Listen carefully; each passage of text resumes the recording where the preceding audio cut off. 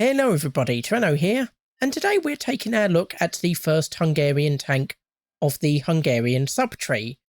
We're going to skip the Chaba for the moment because that's an armoured car and people are probably going to be more interested in the tanks, and we have looked at the Chaba a little bit in the dev blog, but we're going to start off with the Turan 1.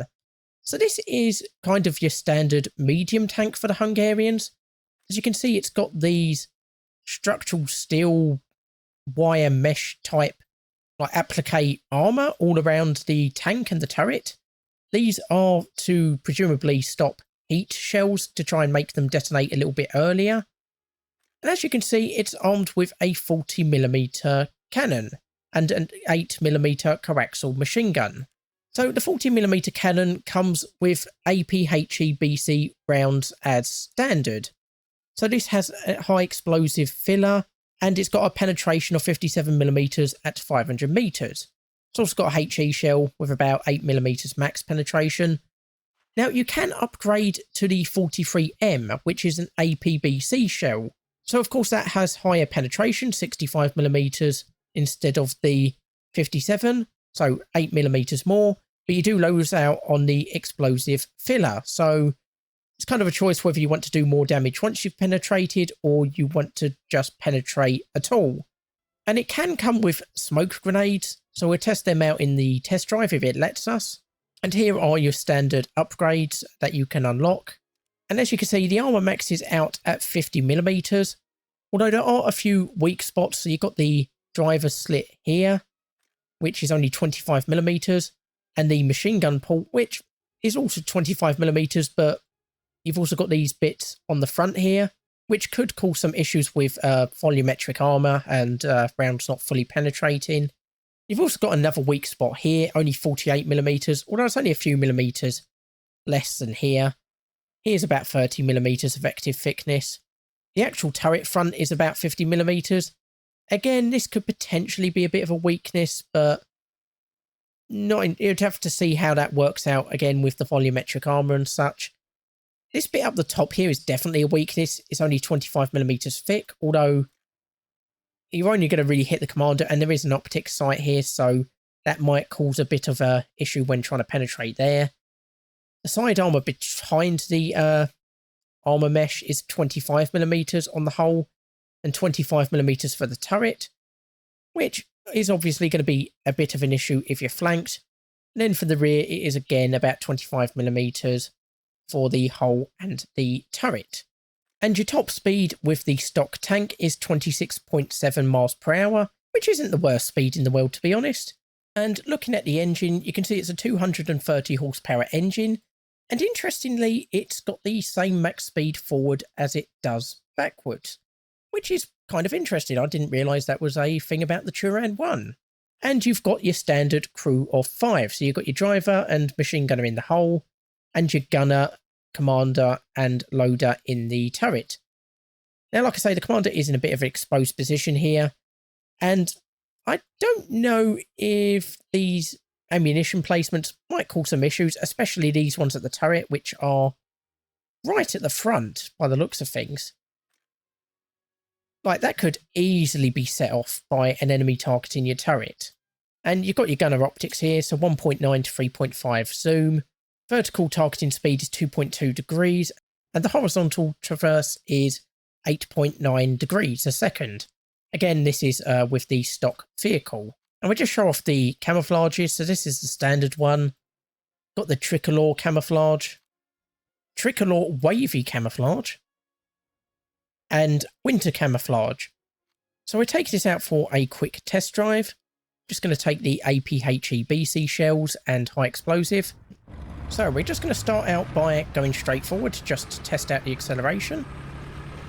And it seems to be accelerating pretty well. We're already up to about 20 miles per hour despite the muddy terrain. And we'll just test out against the Staghound. So that could have done more damage, to be honest. Try the machine gun. I don't know if that's a new graphical effect or if that is slightly glitching out. And yeah, second shot finishes that off. Let's take a pot shot against this roving tank over here. Not Not a penetration. I don't think we're going to get a penetration, to be honest. That seems a bit too heavily armoured. And we'll test out the grenade launcher, see where that's firing from. Ah, so it's not a grenade launcher. It seems to be one of those, like, comes out of the engine exhaust.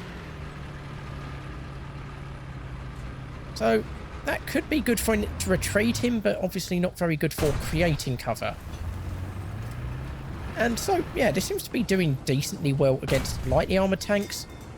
The more heavily armoured stuff is not going to go down very easily to this. I'll just take this at full speed, see how it's doing. And to be honest, this was kind of the problem that the Turan had in real life. It's a decent enough tank, and it would have done pretty well in the early war years, but when it was sent into Operation... I don't know if this was sent into Operation Barbarossa or if it came slightly after, but basically by the time it came into service, it would have been going up against Soviet T-34s, and it just wasn't good enough. It would have been good against the lighter tanks, the Soviet T-60s, T-70s, T-80s. Of course, you could get some success against T-34s, but the T-34 could get successes against this far easier. And plus, while this was probably one of the more numerous Hungarian tanks, it still would have been not particularly numerous compared to the German tanks. I'm just going to quickly test this out on flat terrain just to see how well it does. And of course, they did replace this, or try to replace this, with the Turan 2, which has a short 75mm gun. But again, while it did better than the Turan 1, by the time that got into service, it was even later in the war. You had the T-34-85, you had IS-2s. The problem with Hungary wasn't so much that they couldn't design good tanks, they just didn't necessarily have the production capability to take advantage of them. So by the time they actually got these tanks into production, they were always just obsolete. They still did relatively well, but when you're going up against numerous Soviet T-34s and IS-2s, they just couldn't cut it. And yeah, so there's our top speed of 27 miles per hour on flat terrain. And also quickly show the turning radius. Not the fastest thing in the world, but pretty decent. And also the reverse speed, to see if we can get it up to its max speed in reverse. And yeah, seems like we're going to make it. So yeah, this is a very speedy tank in reverse, which is a very good feature of it. And so that is the Turan 1. Now, like I said, that did have some issues in real life, and they were going to replace it with this tank, the Turan 3, which we will be looking at in the next episode.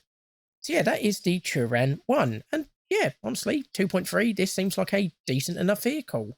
And yeah, I think this will be very good in the Italian tech tree. I'm definitely going to be going for this pretty quickly. Well, I'm going to be going for the entire Hungarian sub-tree, at least up to the Turan 3, as soon as I can. And yeah, I think this will be a very good tank for players to use on the Hungarian sub-tree. Anyway, just a quick video for today. Hopefully you've enjoyed it. I've been Tyranno. I'll see you next time.